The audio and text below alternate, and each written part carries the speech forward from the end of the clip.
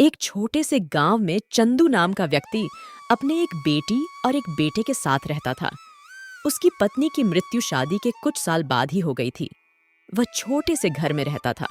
वह दूसरों के खेत में जा जाकर काम करता और अपना खर्चा चलाता। एक दिन गांव के प्रधान ने उसे जाकर बोला, जंगल से जाकर कुछ लकड़ियां लेते आओ, इसके बदले तुम कुछ पैसे ले लेना। ठीक है प्रधान जी, आप अपने घर जाइए, मैं लकड़ियाँ तोड़कर आपके घर पहुंचा दूंगा। इतना सुनकर प्रधान अपने घर की ओर चला गया और तभी उसका बेटा घर से निकलकर उसके पास आकर बोला, पिताजी आप कहाँ जा रहे हो? मैं भी आपके साथ चलूंगा। बेटा, मैं जंगल जा रहा हूँ प्रधान जी के लिए लकड़ियाँ लाने। तुम वहाँ पर जाके क्या करोगे? पिताजी मैं भी जंगल घूमने जाऊंगा और मैं आपकी थोड़ी मदद भी करा दूंगा। चंदू मान गया और अपने बेटों को लेकर लकड़ियां काटने के लिए जंगल में चला गया।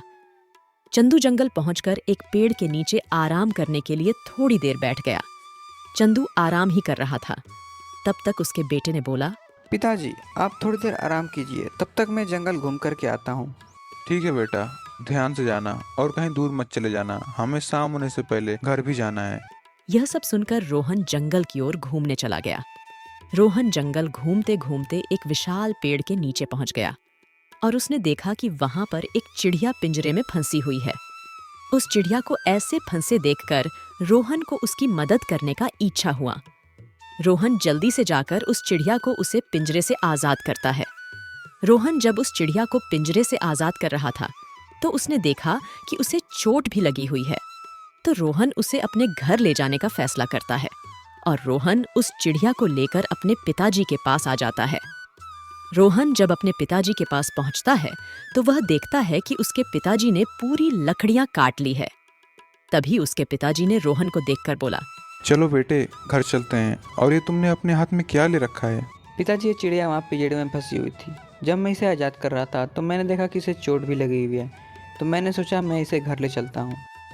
रोहन अपने पिताजी से इतना कहकर घर की ओर लकड़ियां लेकर चल पड़े।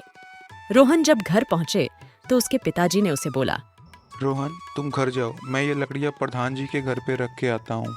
इतना कहकर चंदू प्रधान जी के घर लकड़ियां पहुंचने चला जाता है। रोहन जब घर के अंदर जाता है तो उसकी बहन ने पूछा, भैया ये चिड़िया तुम कहाँ से ला रहे हो? यह सब सुनकर रोहन ने सब कुछ अपने बहन को बताया और दोनों उसकी देखभाल करने लगे। ऐसे करते करते कुछ दिन बीत जाते हैं और चिड़िया एकदम ठीक हो जाती है। एक दिन जब सभी सो रहे थे तो चिड़िया ने बोला, रोहन, चंदू, गुड़िया। ऐसी आवाज सुनकर चंदू उठ गया और बोला, कौन है? कौन बुला रहा है? अरे मैं हूँ चिड़िया। चिड़िया को बोलते थे देख चंदू ने रोहन और गुड़िया को जगाया। वह यह सब देखकर बहुत हैरान हो गए।